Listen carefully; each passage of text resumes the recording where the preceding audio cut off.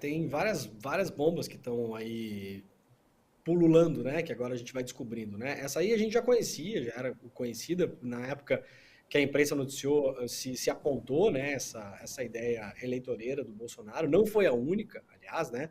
O Bolsonaro teve vários desembolsos de dinheiro por vários lugares aí.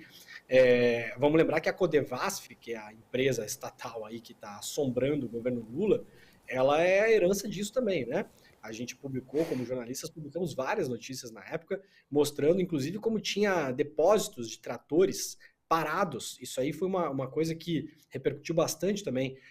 Aqueles depósitos com um monte de máquina agrícola, trator, caminhão, todos parados, já fabricados há um ano e meio, pegando poeira em pátios, que aí, ao longo da eleição do Bolsonaro, foram finalmente distribuídos, né? Ou seja, o Bolsonaro chegou a deixar pessoas que precisavam de máquina agrícola sem máquina agrícola, máquinas que já estavam compradas, já tinham sido entregues, estavam em depósitos, né, da Codevasf, paradas lá durante um ano e meio, e aí, perto da eleição, liberou essas máquinas justamente na mão de prefeitos aliados, né, principalmente em redutos do Centrão, principalmente em redutos que são ligados ao Arthur Lira, mas não só, e aí esses prefeitos entregavam em mãos esse maquinário agrícola para as pessoas, para fazer a ligação entre a entrega e o voto no Bolsonaro, né? Então a gente viu no ano passado uma série de medidas que foram feitas em relação a isso. A outra importante, eu não peguei o programa desde o começo aqui, eu estava terminando Desperta, não sei se o Edu chegou a falar nisso, é a questão do ICMS nos combustíveis, né?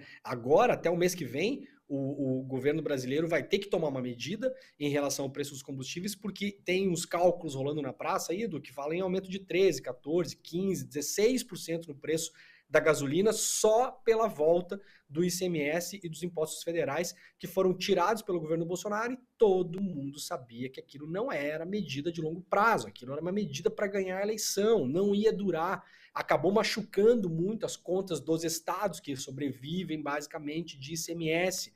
Então, estados que já estão com problemas financeiros graves, né? Rio Grande do Sul é um deles, mas não é o único. Vários estados que têm problemas financeiros, que estão rolando dívidas aí há décadas, pegando dinheiro emprestado de BID, de Banco Mundial, dando um jeito para fechar conta, não dá aumento para professor, não dá aumento para polícia, não dá aumento para ninguém, não consegue nem tocar a obra, não consegue fazer nada. O Bolsonaro foi lá, tirou dinheiro dos estados, né? Então você que achou boa essa ideia no ano passado, se esse ano ou no próximo o seu governador falar que não tem dinheiro para fazer nada no seu estado, você lembra do Bolsonaro, viu? Porque o dinheiro dos estados que desapareceu foi o dinheiro do ICMS. E eu não estou falando aqui que a conta é boa de ter tanto imposto sobre gasolina e tal. Eu não estou dizendo isso. Eu estou dizendo que a engenharia de imposto sobre combustível, ela é essa há muitos anos. O Bolsonaro foi lá, desonerou a gasolina com impostos federais e com ICMS. Todo mundo viu que aquilo não ia durar. Isso foi feito para tentar se reeleger. Olha, cada vez que sai mais notícias sobre essas coisas, eu lembro como foi difícil a gente conseguir evitar com que esse projeto, né, de poder aí continuasse no poder nesse ano que a gente está hoje, porque tudo que foi feito, tudo que conseguiram fazer, todas as torneiras que puderam abrir, abriram. E aí, só lembrando, né, gente, nós tivemos aí o impeachment de uma presidenta no Brasil pelas tais das pedaladas fiscais.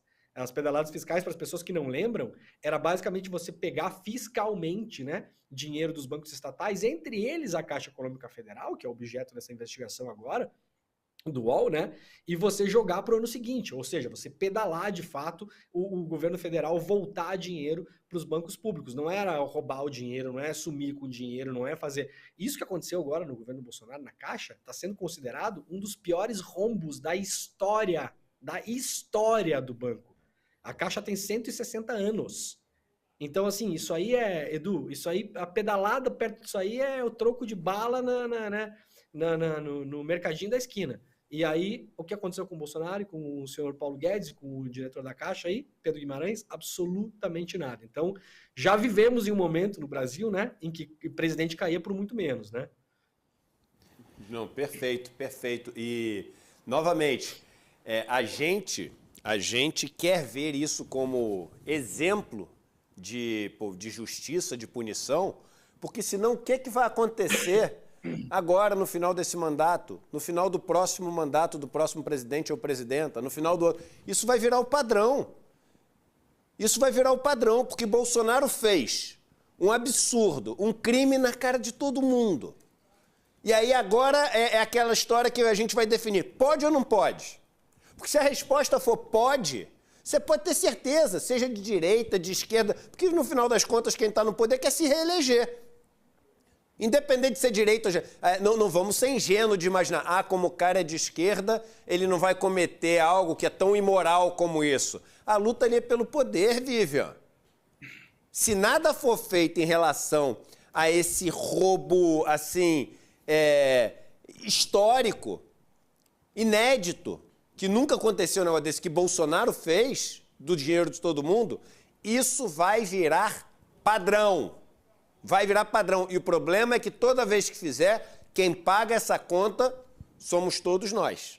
Somos todos nós. Então eu estou aqui realmente torcendo para que isso não seja esquecido, que não vire pizza e que Bolsonaro e os seus recebam uma punição exemplar por esse roubo de bilhões de reais do nosso país.